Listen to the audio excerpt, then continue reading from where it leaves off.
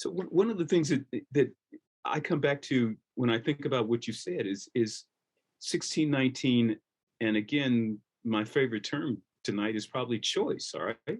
So there's a choice in relationship to the nature of the political economy that is going to structure the colony of Virginia and then structure the United States of America. And that choice gives us a certain kind of ethos, a worldview, and that worldview, in an evolutionary sense, in a very incremental sense, all right, we can see it the way in which it projects itself up and down the 13 colonies, the creation of a nation, the concept of manifest destiny on one hand, but then projections into the Caribbean and the entire Western Hemisphere in relationship to the simple choice that is made about the socio-political economic circumstances of the colony of Virginia in 1619. In other words, Mr. Monroe would not have issued his doctrine if it had not been for 1619. Though we tend to think that this is something about saying to Britain and France and Spain, stay out of our backyard. Well, it is stay out of our backyard, but it's to stay out of the backyard that has been secured through the labors of African bodies and the profits that can be made from those bodies. And the ways in which we can expand that to control the entire Western Hemisphere. So the global proportions of what is about to occur can be seen, of course, in hindsight, through the choice that's made in 1619. And we need to be clear, I think, when we talk about 1619, the dominant population in Virginia, those colonists, all right, had choices as to how they would, in fact, employ labor. Yes. And it wasn't something that you snapped your fingers on in 1619 and said, aha, those 20 and some, they will, in fact, be slaves. This is a gradual process that we're looking at in terms of thinking, well, maybe those 20 and some, and then the people who come after them and the people who come after them should be enslavement in perpetuum, and that enslavement can be seen in the badges of their bodies as opposed to anything else. Yes. And so those, I mean, there are choices that are to be made here. And I think many people who look at the historical record in conventional terms think that this is something that is preordained. It is inherent. Yes. And it's simply not that. Yeah. And so it says something about the morality or the moral choices that were made and can be made right now at this moment. Yes. And I think that there's also an extent to which I notice this a lot with students when they first come into my classes. By the time they leave, they hopefully have a different perspective.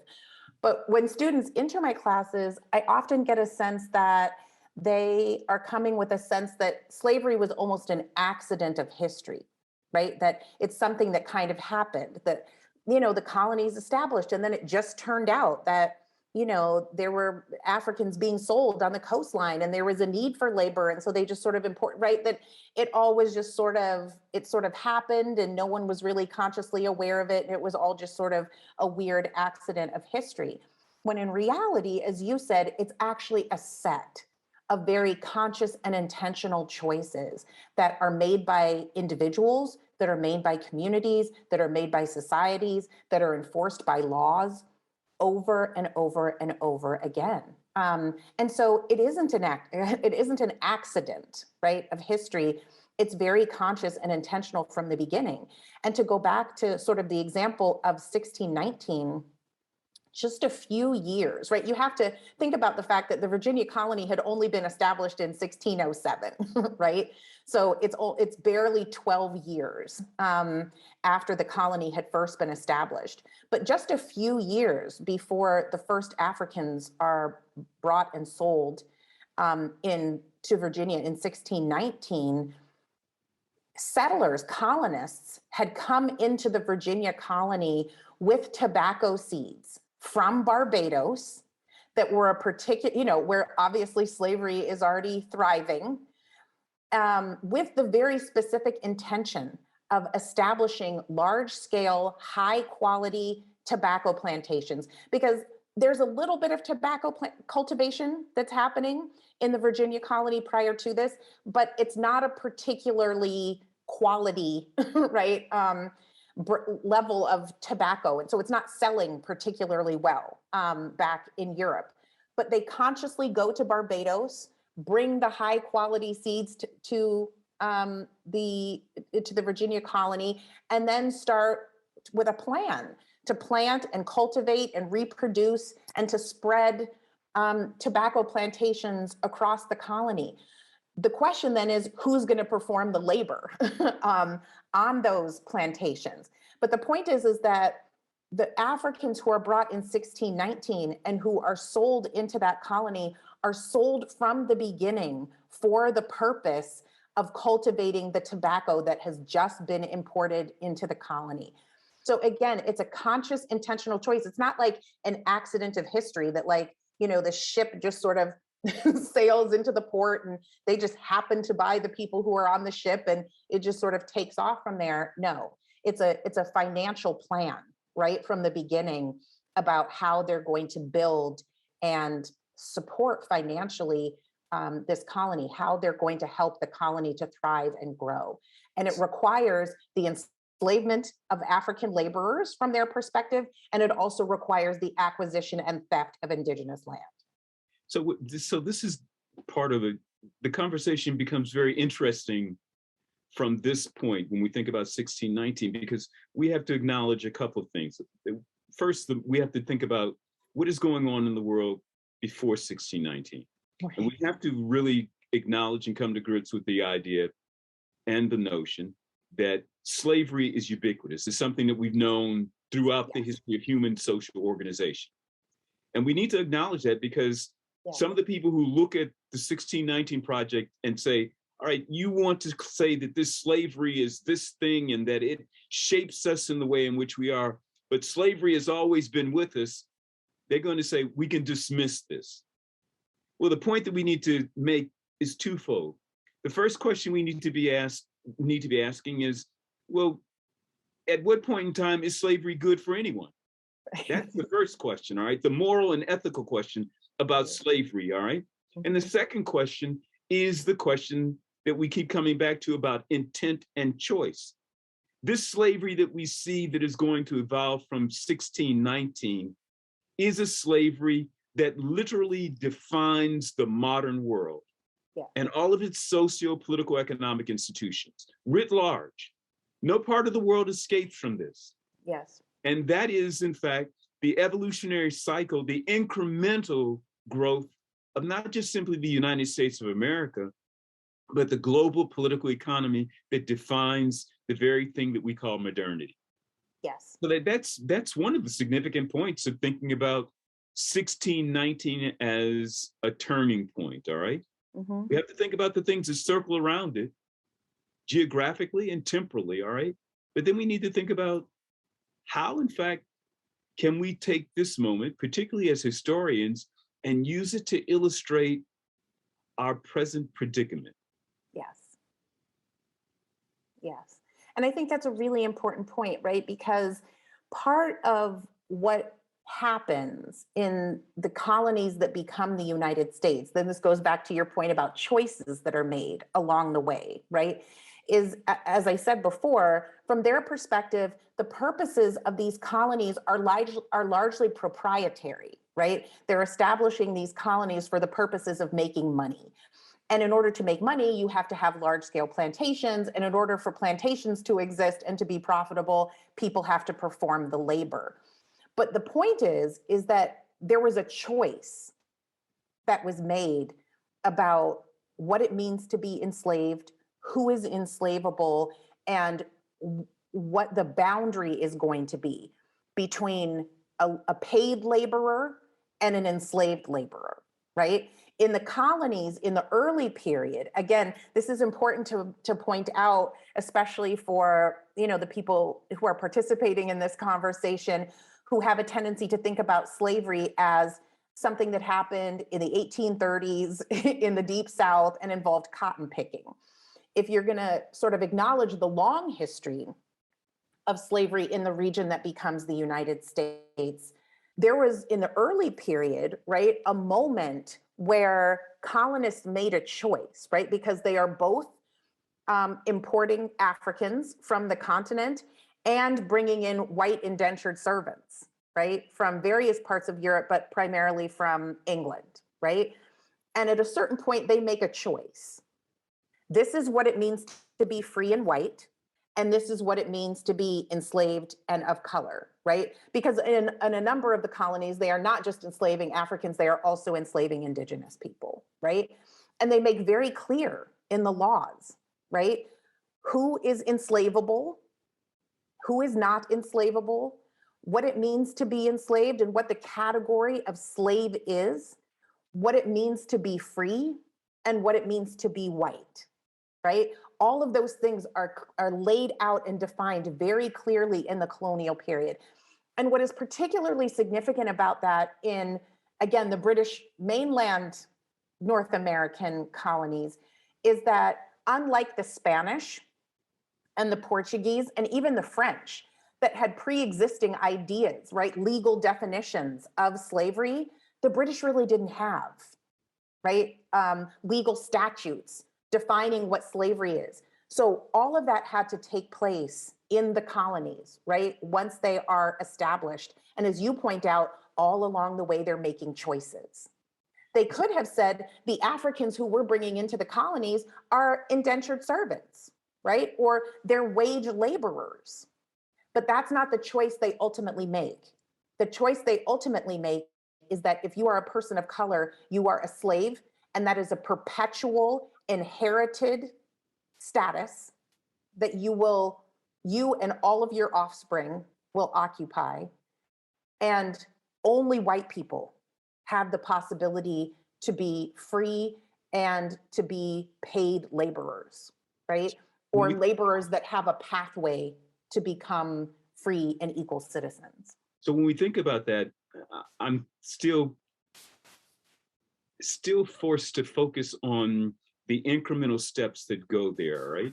And Yeah. so you're pointing to this by thinking about, so we begin to separate the categories of labor, free and unfree labor.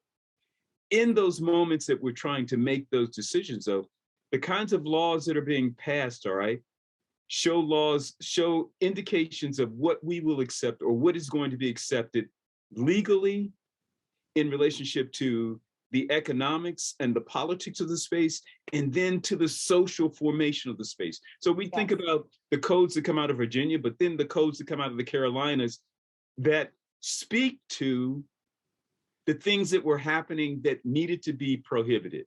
So we must prohibit fraternization between Black people, people who are enslaved and free, and then people who are indentured, and natives. Yes.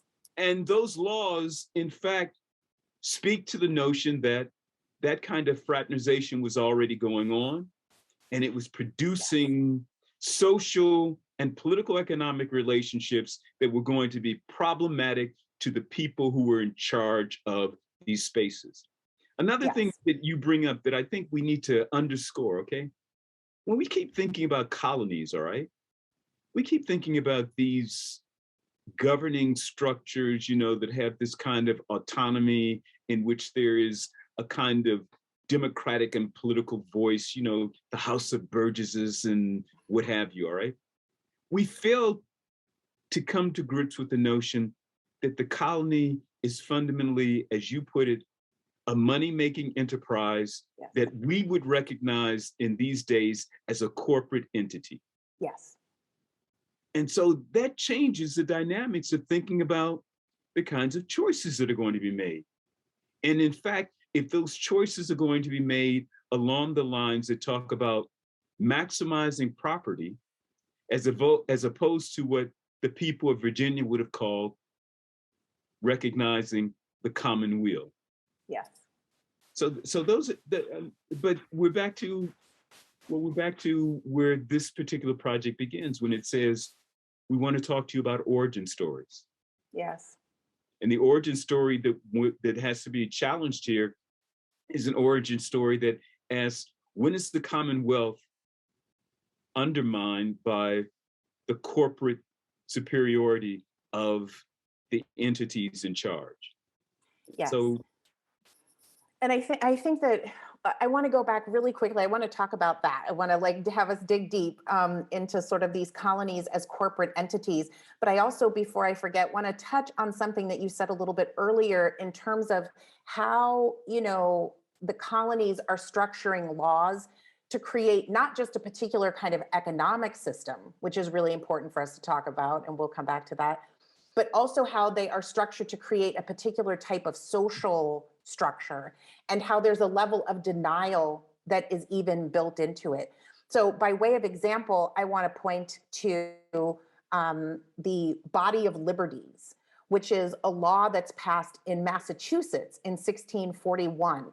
And it's actually the first kind of official legislation in British mainland North America that defines who is free, who's not free, right? It's called the Body of Liberties. So it's about what types of freedoms people have, but it's also about what types of unfreedoms people have and who is eligible to be categorized as unfree. And I like to, I use the example of the Body of Liberties as with my students all the time, because people in this country like to think about slavery as a uniquely Southern problem. But I like to draw their attention to the fact that actually, when you look at the original 13 British colonies, the first of the colonies that becomes committed to the idea of defining freedom and unfreedom and defining it along racial lines is actually a northern colony, right? And it's Massachusetts. And it's a northern colony that we have a tendency to think about and imagine as a colony that was founded as, you know, a bastion of religious freedom, right? A group of people who are escaping religious persecution, who are fleeing to the north because they want to live free, right? But they're the first ones to say, yes, we want to live free, but we're going to make really clear who's not allowed, right, to live free. And what's fascinating, if you look at the language of the Body of Liberties, is that in the passages where they're defining who is unfree, there's a level of like sort of passive disregard for the role that they are playing in causing people to become unfree. So what the language essentially says is everyone has a right to liberty and to freedom, except right, for people who are taken as captives in what they describe as a just war. And for people who are not, you know, familiar with reading colonial documents, anytime you see the terminology just war, they are describing war against the indigenous population. They're describing war against Native Americans. They define the warfare that takes place between the colonists and the Native Americans from their perspective as a just war, because they are viewing the indigenous population as hostile, right, to the presence of the English colonists. And so they essentially say the people who are enslavable are people who we capture in a just war, right? So that means the Native American population. And then they say, and strangers who are sold to us. Now, I always point out to my students, what's fascinating is the passive voice, right, in that language. It's not strangers who we buy, right, or who we purchase. It's who are sold to us, right, as if that's something that happens against their will, right? And I want to underscore again the point that you were making. It's a choice. They're making choices, right, to purchase human beings because they are strangers, right? And strangers in this case is always a very direct and specific reference to Africans. So it's actually people in Massachusetts who are defining and saying everyone has a right to liberty except, right, indigenous people who are warring against us because we're taking their land, right? And these African strangers who are being sold to us, right? As if that's something that that is happening against their will. And so I want to underscore that because, again, I think it really speaks to the point that you're making, which is that all along the way, conscious and intentional choices are made to define who has a right to freedom, who does not have a right to freedom, and an extent to which there's a level even of denial at the time about the role they are playing in defining who gets to be free and who does not get to be free. So the interesting, so this goes back to the incremental possibilities and power of 1619, all right? Because most people are focusing on 1619. They're thinking about Virginia, Jamestown, Port Comfort, that little nexus of space, all right?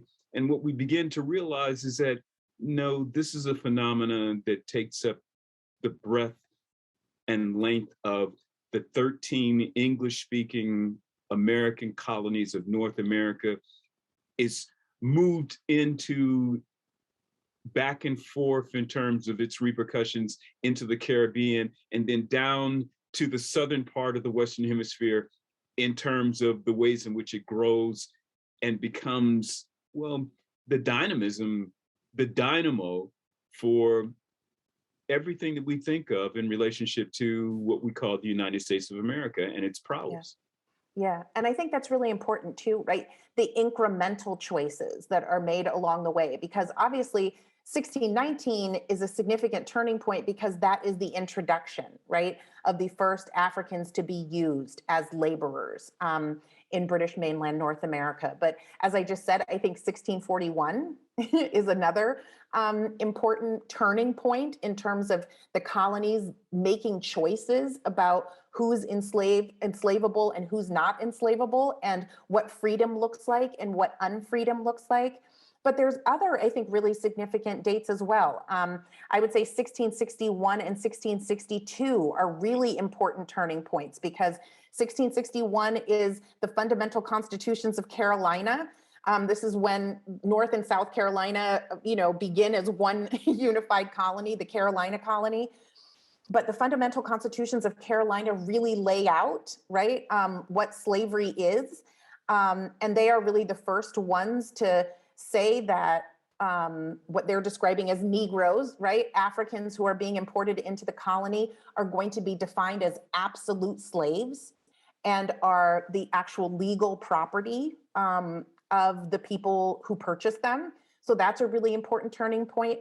The one date that we have a tendency not to focus, I think, enough attention on is 1662, because it's in that year that they pass what becomes known as the Womb Law, and it becomes law across the colonies. For people who are not familiar, the Womb Law really upends the whole idea of English law up to that point, because it's a law that essentially says that basically legalizes the citizenship rights, right, and the rights to freedom of children while they are still in their mother's womb. And that's why it's called the Womb Law.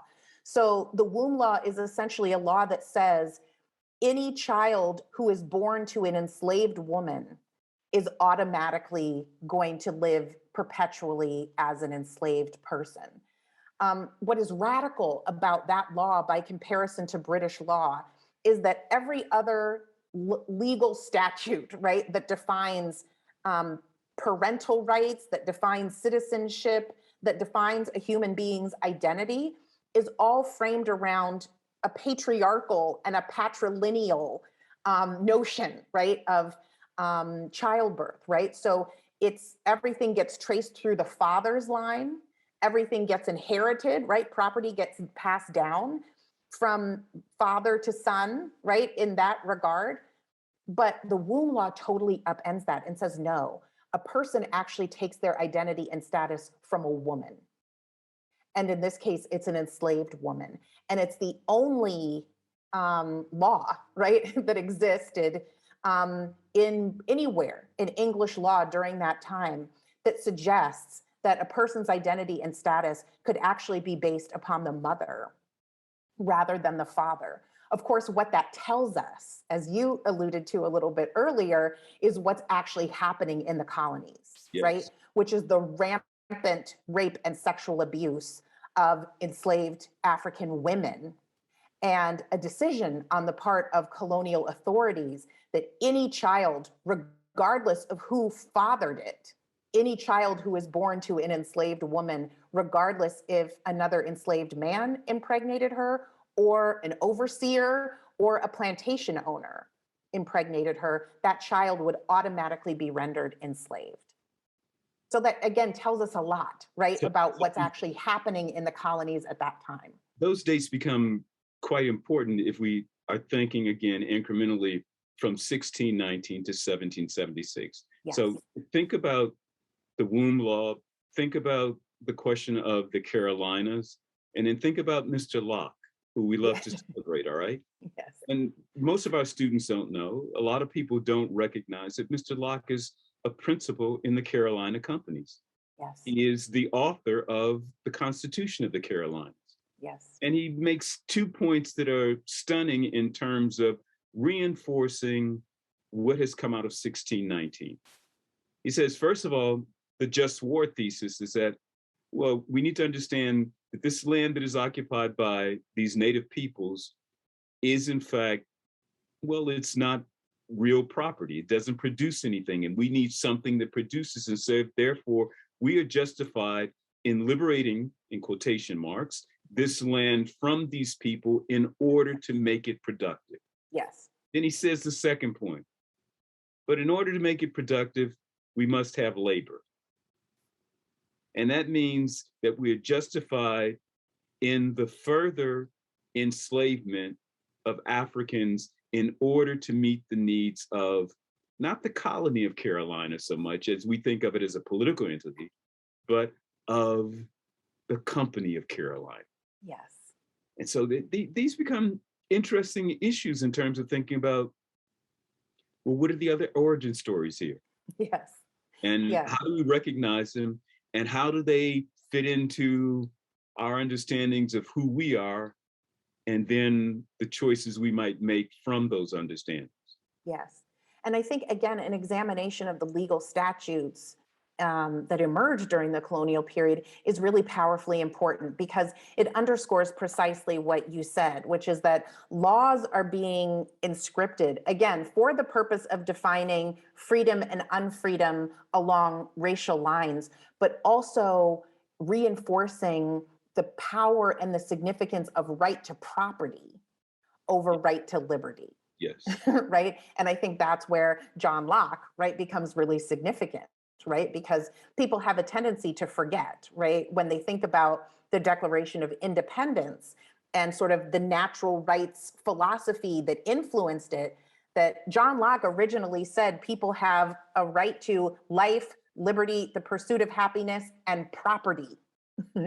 And people forget the property part, right? They just say life, liberty, and the pursuit of happiness. But John Locke was equally committed to the right of a person to property. And the problem that happens in the Americas, of course, is that people are property, right? And are legally defined as property.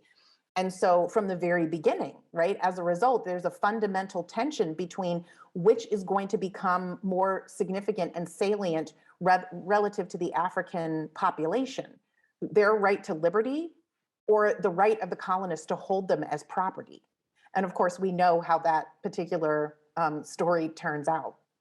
Just really quickly, one other date that I would sort of point to as we're kind of marching from 1619 to 1776 is 1739, which in 1740, which I think are really powerfully important in terms of trying to understand the development of enslavement in what becomes the United States.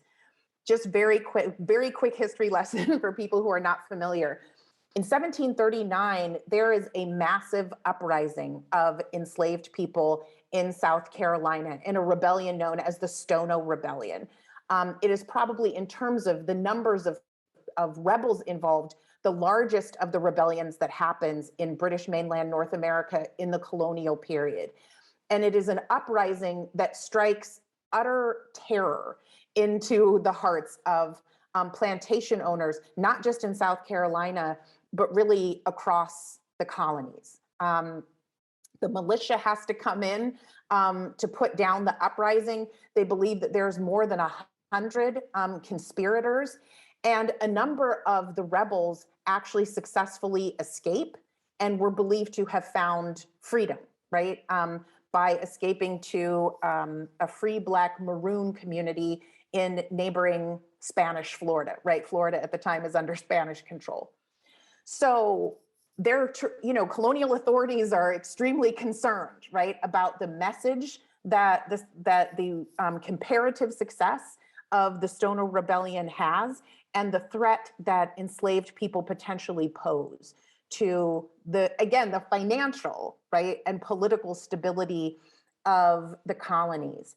And so South Carolina makes the decision to pass a series of slave codes that are essentially called the 1740 slave codes. They are the most significant, most stringent, most widespread and pervasive slave codes that had existed in the colonies up to this point. And they became the foundation for every other slave code that gets passed in the colonies following 1740 and in the United States once it becomes independent. And so it really gives you a sense, right, of the level of surveillance that they are imposing upon the enslaved population, but also the level of fear that exists among the white colonists relative to the influence that enslaved people could have on actually destroying not just the institution of slavery, but really destroying the viability of the colonies. And if you look at the codes themselves, you can see that the decision that they make is to monitor, control, surveil, and restrict literally every single aspect of enslaved people's lives, ranging from their ability to move freely, their ability to gain access to literacy and education. It even monitors like minutia, right, relative to their cultural activities and their ability to interact. So that we're building a historical trajectory, a timeline, so to speak. Let's think about some of the swirling things that are going on again around 1619, okay? Yeah. So we bring up this moment, 1619, and we're thinking about the introduction of the notion of slavery that is going to be, in fact, institutionalized at another moment within these colonies and then within the United States of America. You also brought up this point, particularly when you think about Stono, all right? The question of resistance, all right? Mm-hmm. And as I keep pointing out, this notion of, well, an ethos, a worldview, a way of life that these colonists are putting together that in fact subjects them to, given, let's think about the title of your chapter in this piece, you and Michelle's chapter in this piece, fear, mm-hmm. in which most people are thinking, well, yes, people who are enslaved literally live in fear. Yes. But the point that you make in this chapter is that their enslavers may be just as fearful as they are of the consequences of enslavement. Yeah. And so one of the things we might want to talk about is, again, thinking about globalizing this. Mm-hmm. And you've done that by saying, well, look at the Stono Rebellion. Look at those people who, in fact, escape the draconian measures of these South Carolina laws, and they flee into Florida and into maroon communities. We need to think about, well, what's going on before the United States and some of its colonies really get a hold on, well, their governance stance, their notions of political economy. And I'm thinking about what is going on in Dutch New Amsterdam on one side, all right? What is happening in Florida on another? How are we thinking about Spanish Louisiana? And then, of course, we go into the big moment in the Caribbean, 1791, in which everything seems to explode. But the tinderbox, we have to understand, has to have a fuse.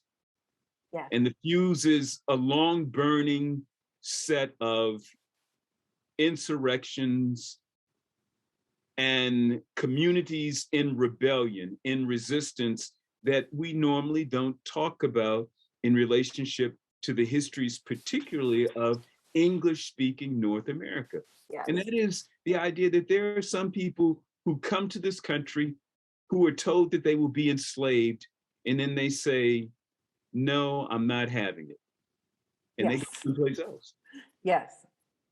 No, exactly. That's absolutely right, right? That at the heart of this conflict is this tension, right, between the enslavers who are trying to figure out how to extract, right, labor and loyalty from the enslaved population, and the enslaved people who, like all humans, fundamentally want to be free, right? And that is really the conundrum of slavery, right? That is at the heart of the problem of slavery, right? Is that as much as pro-slavery advocates, you know, from the colonial era up to the Civil War, tried to take the position that Africans were a fundamentally docile, fundamentally childlike, fundamentally, you know, ignorant population of people who were better off being enslaved, and even took the position that they were happy being enslaved, right? On some basic level, they knew the truth,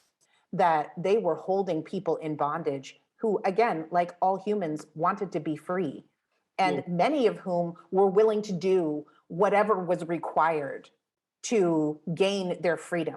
And so if you look, for example, at the period from 1619, right, or from the founding, right, of the colonies, the British mainland North American colonies, up to the American Revolution, there were 50 large enough scale, right, rebellions or conspiracies that took place in mainland North America to actually make a significant impact, right? I'm not talking about small groups of fugitives running away, or, you know, an individual person fighting it back against their master, or even sort of a little, you know, uprising taking place on an individual plantation.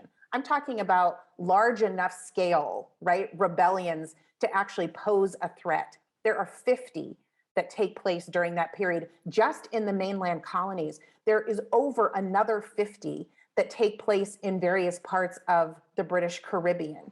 And British colonists, right? I mean, we have a tendency to think that, you know, before Twitter, people didn't have any idea what was happening in other parts of the world, right? But there's constant communication between the British colonists in the Caribbean and the British colonies on the mainland, right? So they are well aware of what's happening across the Americas and are essentially living in a constant state of terror, wondering when and where, right, the next uprising is going to occur. Putting it in the sort of global context that you're talking about, what's interesting is that when you look at the strategies, right, that other colonial, other Europeans are using in their process of colonizing these regions, the Dutch, for example, as well as the Spanish in Louisiana, are actually sort of trying to, you know, put a lid on potential uprisings by allowing little potential escape hatches for small numbers of people, right? So the Dutch in New Amsterdam, for example, end up in a particular period of time agreeing to what they called half freedom, right? For certain enslaved people, essentially allowing them to live independently and earn a particular wage, even though they are required to labor, right? For whoever they are required to labor for. So they have certain minimal freedoms, but they are still required, right, to perform labor for whoever owns them. The Dutch adopt that strategy because they are hoping that a half freedom system will prevent the types of uprisings, right, that are happening in other parts of British mainland North America and in other parts of the Caribbean. The Spanish do something similar, right, in Louisiana, where they allow little potential pathways to freedom, right?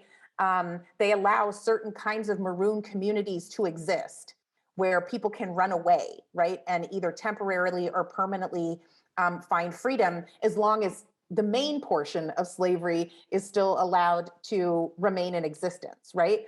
So the French, the Spanish are using other kinds of strategies, especially in areas where they are not the demographic minority, I mean, the demographic majority, to try to control potential uprisings. The British, again, they're making decisions to take a hard line strategy, right, relative to race and slavery, essentially saying, if you are indigenous, you are African, or you are a racial combination, right? You are automatically enslaved. And over time, again, incrementally, any kind of what my students the other day were calling loopholes, right? Any kind of legal loopholes or potential pathways to freedom, they are strategically chopping off, right? As the years go by. So as enslaved people are finding potential loopholes and different strategies to try to gain their freedom, the British keep coming back with more and more severe and stringent laws to make sure that the system is entirely locked down. So we might want to think about what this history tells us about our present moment, though. Yeah. It's I'm thinking about these notions of legal and social codes, mores, the economics of the space, indicating in effect, well, how we should shut down loopholes, how we should close these things, okay? Mm-hmm. And what we see is that in some ways, in terms of questions of the repressions that have grown out of 1619, I don't know if we've learned how to refine those, I mean, as a polity, but we've certainly learned that when in fact we find elements of resistance, we are willing to resort to some of the tried and true policies that we have seen come out of 1619. Yes, exactly. Right. And we see in many cases the same types of, I'm teaching a course right now on the history of policing in Black communities. And we see the same types of strategies, right, being used in the contemporary moment that were being used to try to control enslaved people back in the early period. The no-knock warrant. What is the no-knock, like what is this country doing? What kind of a moral center can this country possibly have when no-knock warrants are legal?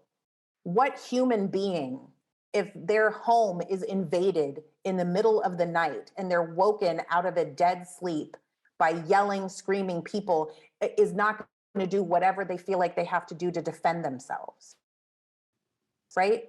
And then the police are empowered to use whatever kind of force they deem necessary to restrain, right, or subdue the person who is just naturally, as a human being, going to defend themselves under those circumstances when they have no idea what's going on, right? The number of Black lives that have been lost just in the past 5 years as the result of the no-knock warrant, right, it's mind-boggling.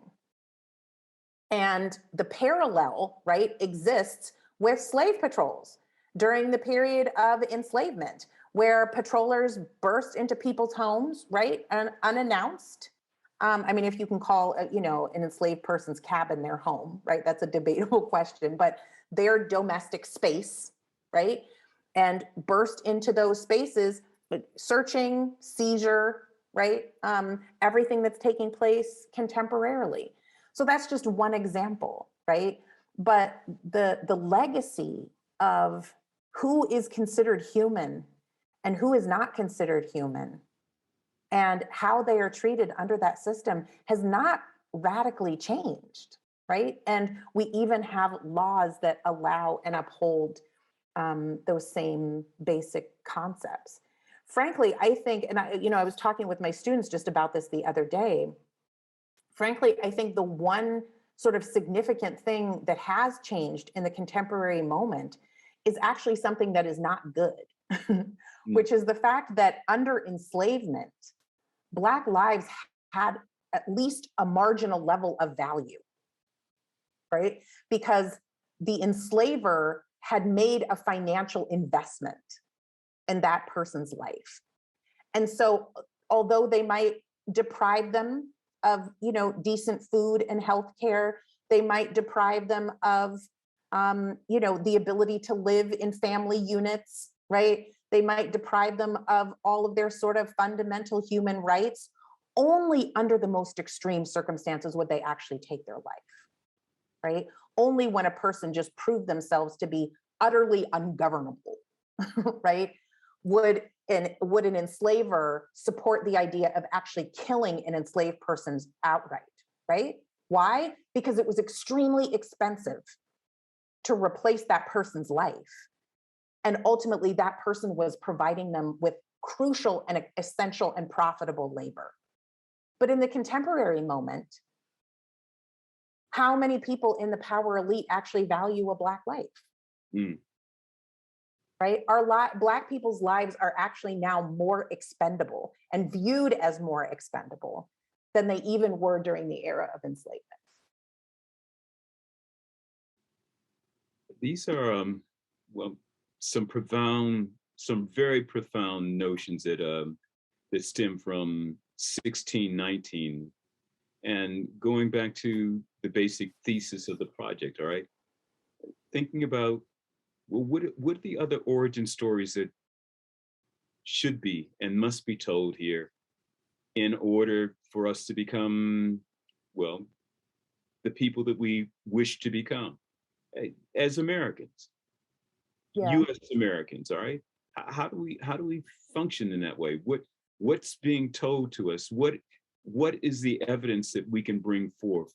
What's the data? What are the questions? Literally, what are the questions that we need to ask? And maybe we should close on thinking about, well, what are the questions to be asked, and what questions will be asked as we move forward in terms of thinking about, well, the great project of the United States of America. Yeah. How does that pan out? I mean, I think that one of the sort of, and I don't know how much of it is a question or just sort of a statement of fact, right? A reality. But I think that one of the really difficult and painful, I think for many people, things that we have to sort of grapple with is what the founding of this nation was actually based upon. Mm, And for lots of communities of color, that is not a revelatory conversation, right? But for a lot of white folks in this country, that is a deeply painful conversation that they resist, they resent, and will, as we are seeing play out right now, right, are willing to fight against in all kinds of almost unimaginable ways. The truth is that I think probably most people, because I'm a contributor to the 1619 Project, probably assume that I am not particularly compassionate towards that viewpoint. But the truth is, as a professor, I actually am extremely sympathetic and compassionate to how difficult it is to have a real reckoning with what this nation is about. For the past 20 years, every year I've been teaching Introduction to African American History. And almost every time and sometimes in years I teach it more than once, right? So I have taught this course many times now and taught it to over 2,000 students. And almost every time I teach that class, I have at least one white student who at some point during the semester has a meltdown, right? Essentially around, why has no one ever told me this before, right? What is this country actually about? What is all of this stuff that I was fed as a student in school? And how do I try to understand and reconcile that with this information that you're presenting to me? And so because of that, because I witness students having to grapple with how difficult that is, right? And to recognize that on some level they've been lied to, right? throughout their childhood, and that there is a whole story of the history of this nation that no one has ever told them. That's a gut-wrenching, painful thing, right? For them to go through, to recognize that everything they ever thought to be true about the history of this country is actually not true. Mm-hmm. That's very painful for some people. It is not particularly for me, because I never really thought that to begin with, right? But if you were a person who actually believed that, right? I had a former student who was a non-traditional student who had gone and fought in the military, had gone and fought wars for this country, and then came back and took my class and was like, his mind was blown, right? He was like, I spent my whole life believing that this country was about a particular thing, and it turns out the history doesn't line up with what the country says it's about. That was profoundly painful for him, right? So I have tremendous compassion for that.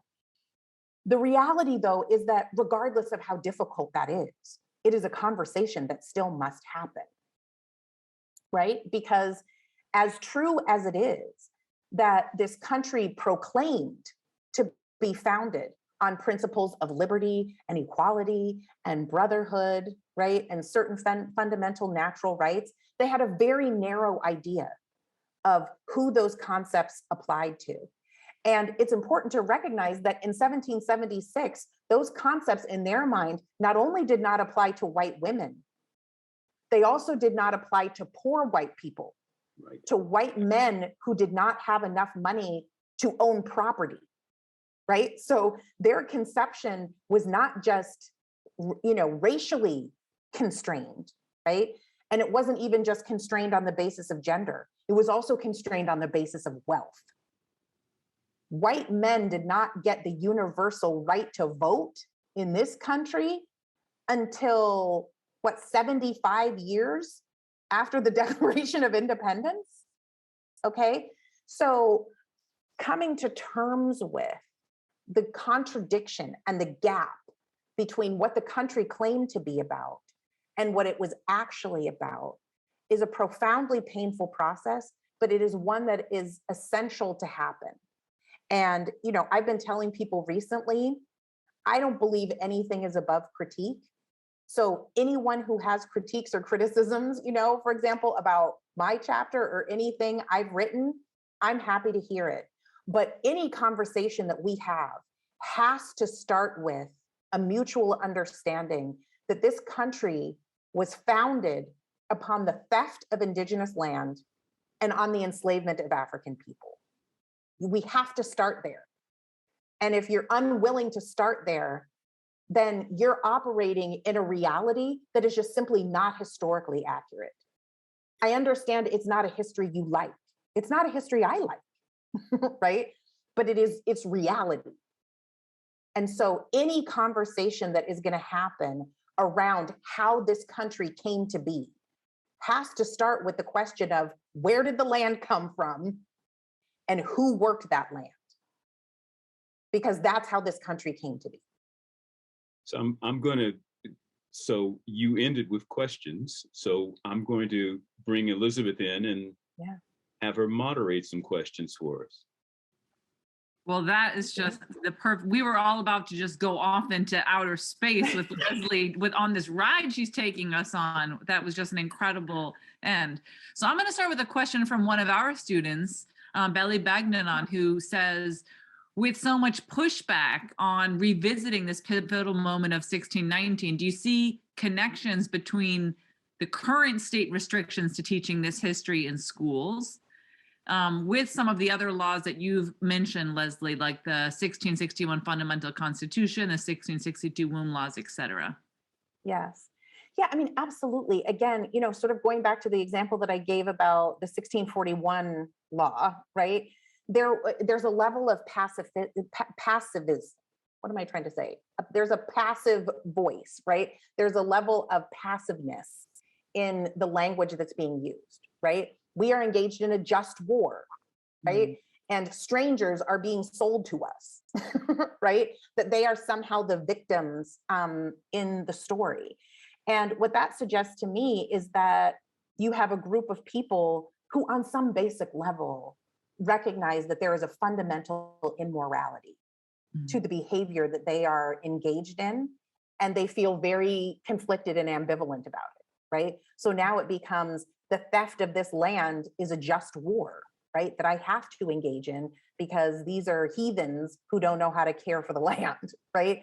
And because these strangers are being sold to us, right? And we don't know what to do with them. So I think that there is an extent to which people have trouble facing the ugliness of the things that they participate in. And in this case, the long history of this country. And like I said, on some level, I have compassion, for that idea. I understand why people want to cling to 1776, right? As this beautiful founding moment of the nation. I get that. I would like on the 4th of July I love fireworks. I would love on the 4th of July to just, put out my blanket and stare up at the sky and watch the pretty lights and not think about anything else. I get why people want that. But I mean, I'm a historian. I don't have that luxury, right? Because I know the true history, right, of this country. And so, I think what happens is people get really attached to certain kinds of myths, right? And get attached to the idea of wanting to be patriotic to this country and to a particular idea of this nation. And as a result, it becomes very difficult, right, to be fully honest about what is happening and what has happened. And again, I think the passiveness in the language of a lot of these early laws is a really instructive example of that, right? Here's this thing that's happening, but it's happening to me and I don't really have anything to do with it and I don't have any role in it, right? And kind of an unwillingness to acknowledge, right, the fundamental immorality of it. So that passiveness makes me think about, if we're looking at Belly's question, this idea of, cancel culture, ban books, what can be taught, without recognizing that the country, and not just simply the country, but in a global phenomena, that people who have power have always canceled and banned and restricted questions of education. And it's kind of what I would call a Baconian moment. Yeah. Thinking about, Sir Francis and the idea that knowledge is power. Well, if you want to restrict people from having power, then you restrict their access to knowledge. So we've always canceled people. We've always banned books, and we've always told people what they can and cannot teach, even to the extent of saying that you cannot be taught. Yes. We will not educate you. Yes. Or we will only educate you to do these things. So yes, I mean, we should expect that. It's almost ubiquitous. It comes with questions of power, but we should also understand that the other ubiquitous component on the other side of that is the overwhelming tendency to always resist this. Yes. Yes, exactly. And I think that, it's partly because, as you said, quality education is probably one of the most dangerous weapons, right? Because quality education breeds critical thinkers, and critical thinkers become people who challenge, right, fundamental assumptions and fundamental ideas. There's sort of this famous concept that education sows revolution, right? And that is, there is truth in that, right? That people who become critical thinkers and who are willing to sort of think outside the box and challenge things that are just simply presented to them, right? Rather than soaking them up like sponges, right? Creates a level of unrest, right? In the sense that people are going to push back, they're going to ask important questions. They're not simply going to accept the status quo.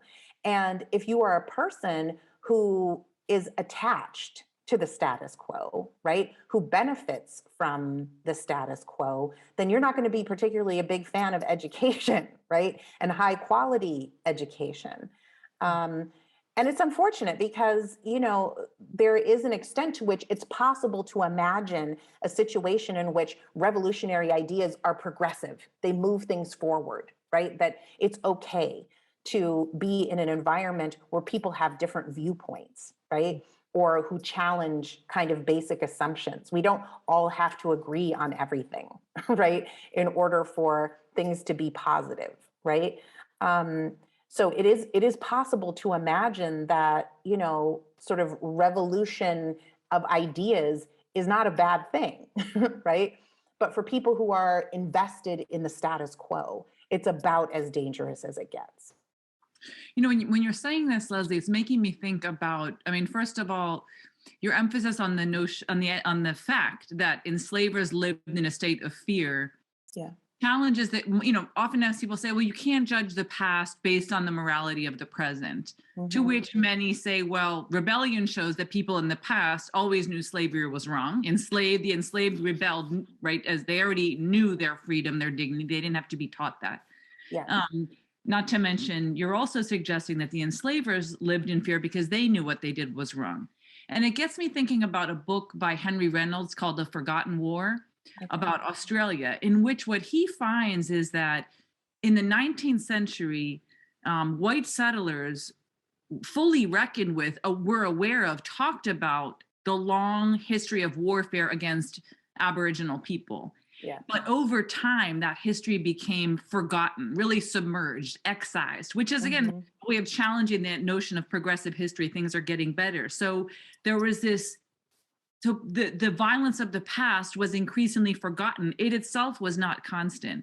So I wonder also, I mean, I wonder how that insight in Australia applies or doesn't apply to this case. Right now, right, there's this resistance to altering our perspective on the origin story. And I wonder if in the 100 years ago, was this kind of was this willingness to reckon with and acknowledge this origin of violence, was this present in the past in the way that it's been forgotten in the present, if that makes sense to you?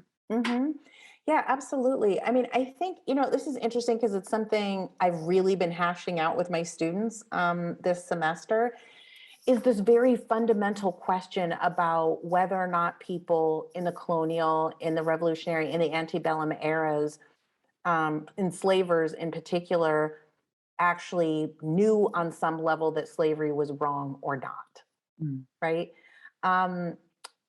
I will say, you know, I honestly find for myself, I go back and forth on it a little bit.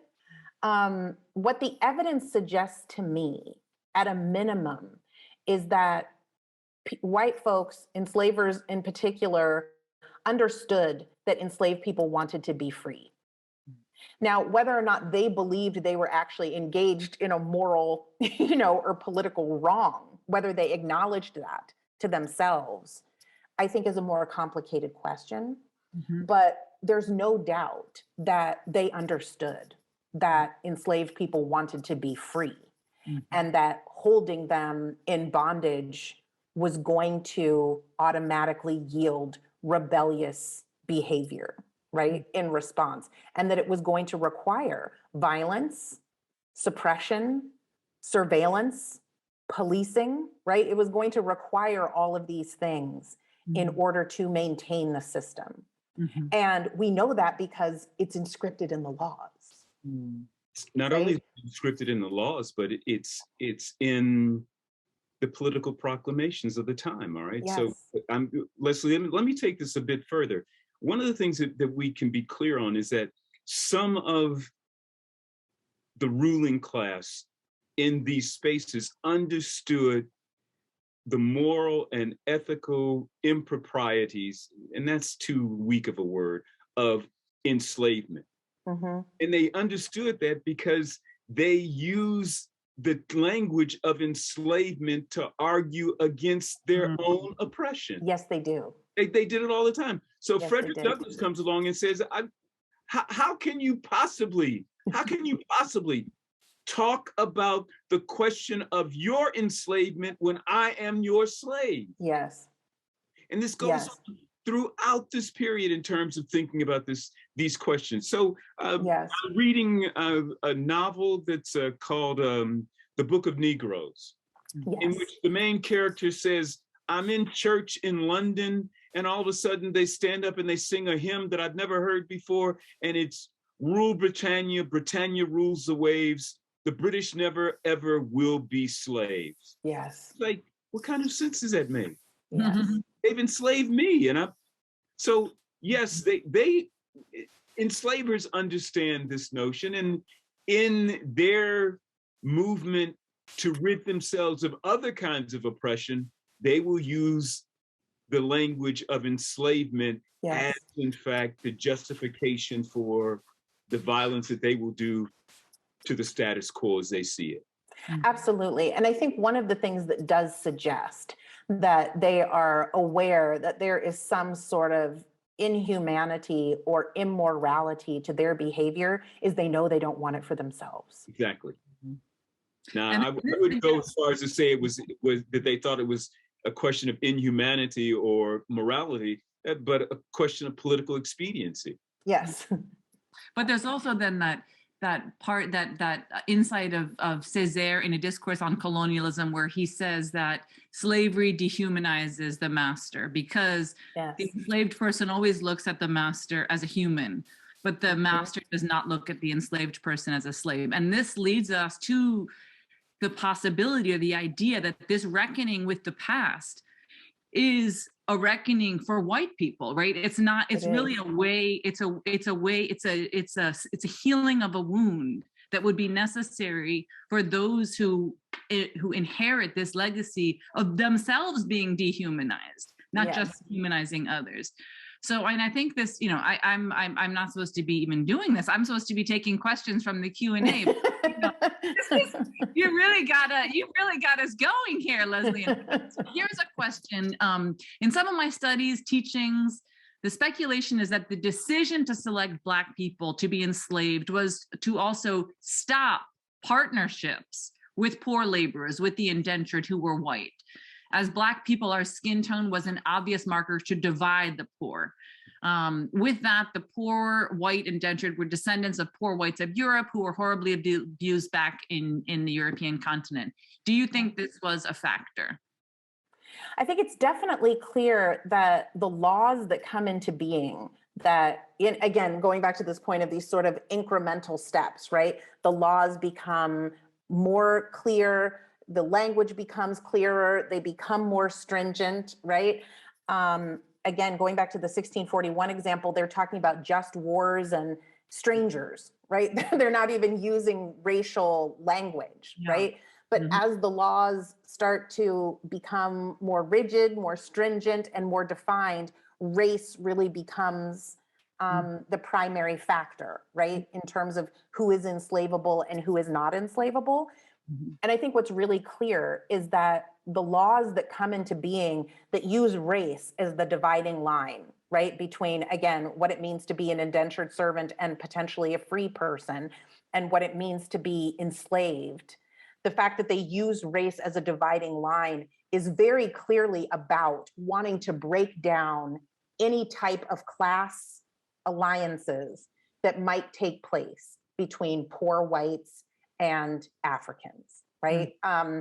There's every piece of evidence, right, from the early colonial period suggests that there is not just sort of socializing and fraternizing that's taking place between poor whites and Africans, but that there's also plots, rebellions, revolts, running away, right? That every sort of form of resistance that might take place in response to various categories of unfreedom, right? Ranging from indentured servitude to slavery was happening biracially, right? And in some cases, multiracially, meaning that Indigenous folks were also involved. And so it's pretty clear that as the colonial era progresses, a very conscious decision is made to try to use race to stratify these communities as a way to break down the possibility of interracial alliances and coalitions that might take place between poor whites and Africans. So the racialization of legal codes, all right, can be seen as a hallmark of modernity. I think so. Here's one of the things that's going on. When Leslie talks about this question of the law of the womb, one of the things that becomes important there is to go back and look at Europe and to look at our assumptions and suppositions about what European demography looks like pre-1492. Yeah. And one of the things that's going to happen is that we're going to find out that Europe is much, much, much more diverse somatically than we mythologically make it out to be in the modern period. Yes. And that means that people are in fact crossing class lines as opposed to thinking about racial difference. And so when you bring that into the space that we're looking at that becomes English-speaking North America, and then you juxtapose that with, well, Dutch-speaking in one end, Spanish-speaking on another, French-speaking on another, and you look at the kinds of permutations that are going on there, and you go to Leslie's point about thinking about, so what are in fact the kinds of escape valves that the Spanish are trying to build into a system, okay? Well, Spanish propaganda becomes pretty interesting, all right? So all one needs to do is look at the Costa paintings and then think about how those things might be interpreted and reinterpreted. And one way of thinking about it is the Spanish are saying, oh, our New World colonies, in fact, illustrate that the Spanish Empire is, in fact, we are the world. This is a glorious place to be. It's a place of racial intermingling in which when we get these new variations on race, everyone all of a sudden is, well, bourgeois. And that's an interesting supposition when you look at some of these kinds of ways in which people are playing with this as an extension of the historical project that they have come from, that they're trying to, in fact, not simply replicate, but to think about how it might evolve in this new colonial space. So there are all these nuances here that talk about questions about how you might think about origin stories, plural. Yes. And how they overlap, how they reinforce one another. So there are a couple questions that sort of ask about one question. I think we can answer these sort of together. One asks, is there something we can look to in British history that helps us understand why race law constructs race? Law is in racial, the law creates racialized subjects in this British context in contrast to Dutch and Spanish approaches. And then there's also questions asking two of them that were enslaved people recognized as human, though enslaved? Can we point to a moment when the enslaved people and their descendants were clearly appreciated and recognized as human? I don't know if Leslie or Maghan, you want to tackle that? Let me just think about. You might want to talk. Yeah, you maybe want to address the British law. The British context. Okay, so I think that the thing that we might want to think about in terms of the racialization of law is to literally understand that this is not a British context. This is an emerging American context. Yes. These are Americans who are. This is what separates them from Britain proper. And one of the things that separates them from Britain proper, okay, is that they can imagine a world in which they can find distinct racial differentiation. And in that is again, these assumptions that we have of what the Britain, the England looks like that they have come from, okay? And so, there's always this story that, well, the British didn't know, the English did not know Africans until they ventured into the New World, okay? And you have, famous privateers and the Golden Hind, and we're raiding Spanish galleons and all that kind of stuff. No one is really looking at the questions of the emergence of, well, what is going to be the English state post Henry VIII, moving into Elizabeth, and the kinds of complexities that are going on there, okay? and their relationship, their intimate, overwhelming, fraternal relationship with the Spanish. People don't, no one is really examining that to understand what that means about the demographic makeup of Europe, and then in particular, England. So England is not without its color. It's not without its Black folk in the Tudor period. Yeah. It is not without, having a certain kind of complexion, as we want to put it, in the pre-colonial space. So all those things are there that suggest that when we get into this moment in which we see, not so much in 1619, but in the subsequent period when we have to codify and legalize racial distinction, that this racial distinction becomes a hallmark of what it means to be an American, a North American. Mm-hmm. And that becomes critical. I think that's absolutely right. The only other thing I would add to that, relative to sort of English law, is that the big difference, again, you have to sort of keep in mind the huge period of time that goes by between when the Portuguese and the Spanish are pushing into the Americas and when the British are finally joining them. And the difference in terms of sort of the legal structures that are brought is that both the Spanish and the Portuguese are drawing heavily upon Roman law, which had very clearly defined slavery, right? Once it's transported into the Americas, they're having to tweak it, they're having to modify it, they're having to revise it, right?